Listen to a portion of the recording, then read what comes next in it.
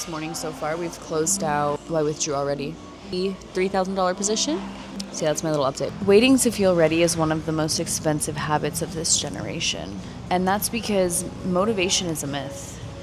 And because of social media and because of the fact that we compare ourselves to other people's highlight reels that we scroll through in abundance on a daily basis, we think that other people's highlight reels is actually their real life. And we start to compare our discipline and our self-accountability to somebody else's aesthetic motivation and inspiration. Because understand, all of this content that is being put out, it is being put out with an agenda. It is being put out to make you feel something.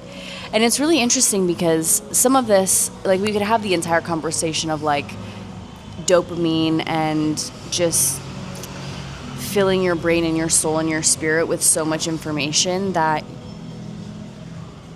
you don't have any extra time to motivate yourself, right? Or you don't have any extra time to actually hold yourself accountable to doing the things that you want to do because you're so distracted with all of this stuff. Like, that's a whole nother conversation. But I think, obviously, we're creative creatures, and I see myself multiple occasions throughout my life where it took me months, if not years, to do this one very simple task that really took me 15 minutes when I actually sat down and did it and held myself accountable to doing it. For example, the vault. So if you're new here, I run a signal room. It's called the Vault. And I started the Vault coming out of the MLM industry, coming out of the network marketing industry, because I was like, okay, if I can trade and I can do marketing really well, why would I be selling another company's product? Because what happens in the trading space is you either have people that can trade really well, and those people usually can't do marketing, and then you have people that can do marketing really well, but those people usually can't trade. So you can't really have your own concept. You have to be leveraging somebody else's skill set. So once I realized that I had both of these skills, I wanted to create my own thing. And it took me a year and a half, almost 2 years, to actually step fully into that power and do it. And it's so crazy because the one thing that was holding me back was building the website and the payment processor. And one night, I was at my mom's house. I must have been visiting for Christmas. And I just couldn't sleep one night. And I was like, you know what? I'm just going to sit down and I'm going to lock in and I'm going to figure this out, because honestly, it cannot be that hard. And it's not that I was comparing myself to other people, but I'm like, all of these influencers, all of these people that are building their own products, they're not any smarter than me. And I know that. And I say that in the most humblest way possible, but I know that. So I sat down and I set up the website, the payment processor, the Telegram, everything that I needed in less than 30 minutes. I think it took me maybe 15 minutes, because I remember looking at the clock and being like, Christina, this is absolutely insane that it has taken you 1 year and a half to actually lock in on this project that really ended up taking you 15 minutes.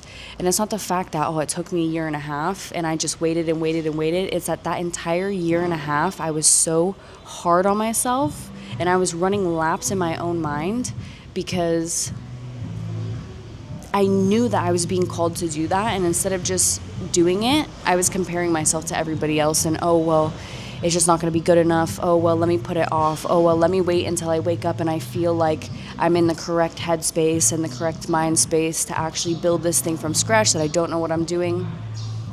When in reality, it was actually extremely simple. The hardest part was the conversations that I was having in my head that weren't even real in the first place. All because I was comparing myself to other people and thought, maybe I can't do it. They've gone this far, this fast, and there's no way that I would ever be able to keep up. Just completely self-sabotaging my work ethic and my discipline and my self-ability conversation inside of my own head. You have to move scared and let the confidence catch up later, because on the other side of that fear is everything that you want. And every single time that I really stepped into that fear and I launched something or I did something or I talked to someone, and I did it while I was legitimately shaking because there was so much energy moving through my body and I was so afraid, were the times when I made the most progress, when I had the biggest results, when I was able to make the most people money, because I stopped being afraid of putting myself in a position to be visible after feeling like I was shrunk down for so long. And this is not to point the finger at anybody else, because we shrink ourselves based on what we think other people's opinions are, whatever the case is. But you have to be brave and you have to be courageous in a world that benefits off of you just staying in the box and you fitting into the mold. There are so many versions of our life and of ourselves that we will never meet simply because we just never try it. We never go for it. We never allow ourselves to fail forward. And I think that is very beautiful, because in not meeting certain versions of ourselves, we get to meet other versions of ourselves. But you cannot wait to wake up and feel brave.